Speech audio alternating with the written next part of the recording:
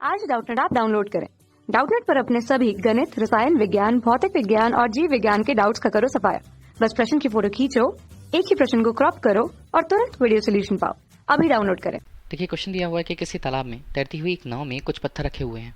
अब यदि नाव में रखे पत्थरों को जल में गिरा दिया जाता है तो जल के तल पर इसका क्या प्रभाव पड़ेगा, ये पूछा जा रहा है। ठीक, पहले तो इस कंडीशन जो दिए हुए हमें उसके लिए डायग्राम हम देख लेते हैं। देखिए, हमने ये बताया कि ये जल की स्थिति, जल का स्तर है, ठीक है, जल का ऊपरी हिस्सा, और इसी तरह से ये नाव है।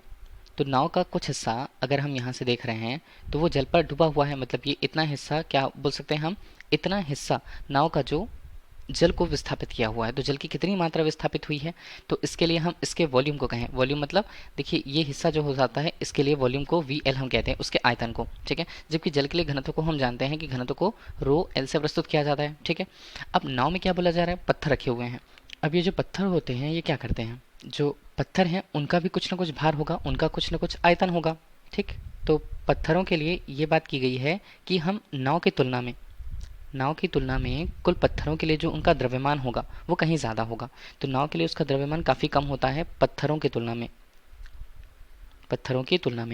m हम कह देते हैं नाव के लिए और m हम कह देते हैं पत्थरों के लिए। ठीक, तो इस अनुसार हम कह पाते हैं कि केवल अगर वहाँ नाव और पत्थर मिलाकर के एक निकाय बना देंगे तो उस निकाय के लिए हम ये कह सकते हैं कि केवल जो उस निकाय का भार होगा वो पत्थरों के भार के ही बराबर होगा। नाव के लिए उसके भार को हम नेग्लिजिबल या नगण्य फिलहाल मान सकते हैं। अब हम ये बताएंगे कि जो पत्थर यहाँ पर है होगा उसे हम VS के रूप में लिखेंगे, VS स्टोन के रूप में, और पत्थरों के लिए, प्रत्येक पत्थर के लिए उसका घनत्व कितना, ρS हमने कह दिया। ठीक है, तो इस तरह से एक संतुलन की बात आती है। संतुलन की बात क्या आती है, संतुलन की बात उसे हम लिखेंगे संतुलन की अवस्था में कि नाव और पत्थर के द्वारा विस्थापित जल का जितना भार है, ठीक है, वही उतनी ही मात्रा के अनुसार उत्प्लावन बल ऊपर की तरफ लगाया जाएगा। ठीक है, तो नाव और पत्थर द्वारा विस्थापित जल का भार, चूंकि हमने नाव के लिए उसके द्रव्यमान को नगण्य माना है पत्थरों की तुलना में, तो हम यहाँ पर केवल क्या लिख सकते हैं, केवल हम यहाँ पर लिख सकते हैं VS गुणा हमने यहाँ पर कर दिया ρS। तो ये कुल मिला के आयतन गुणा घनत्व क्या बता दिया, द्रव्यमान को बता दिया, द्रव्यमान, और यहाँ पर अगर हमने G का गुणा कर दिया तो ये भार को बता दिया। भार नीचे की तरफ जो लग रहा है उससे संतुलित कौन कर रहा है, जल द्वारा उत्प्लावन बल का मान।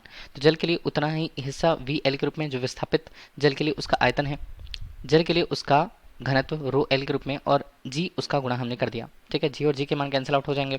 तो यहाँ पर अगर हम देखें तो VS गुणा ρS का मान ये किसके बराबर होगा, VL गुणा ρL के बराबर। ठीक है, तो ये हमारे लिए क्या रह जाता है, ये हमारे लिए संतुलन की अवस्था में एक स्थिति या संतुलन हम कह सकते हैं। अब आते हैं आगे इस तरह से कि इनका मान तो नियत रहने वाला है।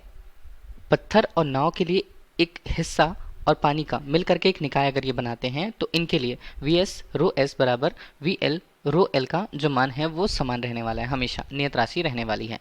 हमें जो कि पता है घनत्व का मान किसके लिए, पत्थरों के लिए, वो ज़्यादा है किसके तुलना में, जल के लिए। ठीक है, जल के लिए घनत्व के मान से कहीं ज़्यादा है। अब पत्थरों को उठा करके हमने जल पे डाल दिया तो आसानी से डूब जाएंगे। तो उसमें होगा क्या, इसी सूत्र को अगर हम यहाँ इस हवाले से आगे लिखें तो क्या लिखा जाएगा, ρS बटे ρL के रूप में। तो ये मान कितना बनता है, VL बटे VS के रूप में। अब ρS बटे ρL का मान जो होगा वो क्या होगा, 1 से अधिक होगा। तो यहाँ पर हम कह सकते हैं कि VL बटे VS का भी मान क्या होता है, 1 से यहाँ पर अधिक होता है। ठीक है, 1 से अधिक होता है, तो हमें यहाँ से समझ में आ गया कि VL का जो मान होगा वो ज़्यादा होगा VS की तुलना में, क्योंकि हमें पूरे निकाय के लिए पता है कि VS और ρS का जो अनुपात, जो गुणनफल का मान है वो VL और ρL के गुणनफल के मान के बराबर है।